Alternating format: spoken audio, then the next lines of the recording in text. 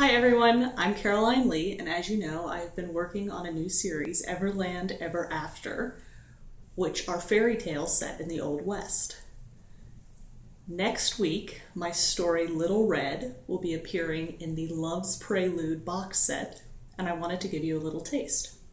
So in the scene I am about to read to you, Hank, the woodcutter, has just rescued Rojita, Little Red Riding Hood, from El Lobo, the big bad wolf, and they have been forced to camp out together on the open range. He woke up to the nicest feeling that he could imagine, a woman snuggled up beside him. Well, she was more on top of him than beside him, but that wasn't really the point.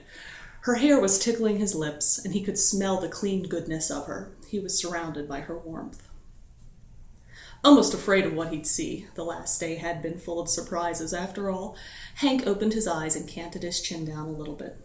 Sure enough, Red was lying on top of him, and he was surprised by how good that confirmation felt.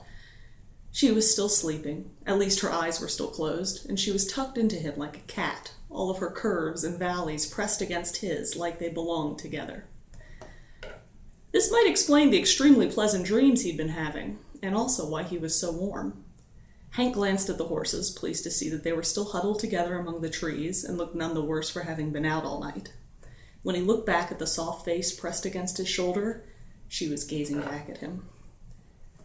She had blue eyes. Really, really deep blue eyes. Not dark, but deep. Like the kind of blue that a man could fall into and drown. And where the hell had that thought come from? Might have had something to do with the hand that was pressed between his legs.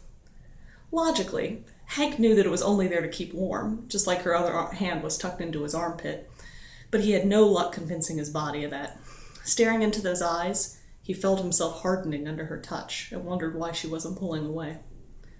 She blinked sleepily and then smiled a bit, and it felt right, like coming home might feel, like waking up to a welcoming woman should feel. Damn disconcerting, actually.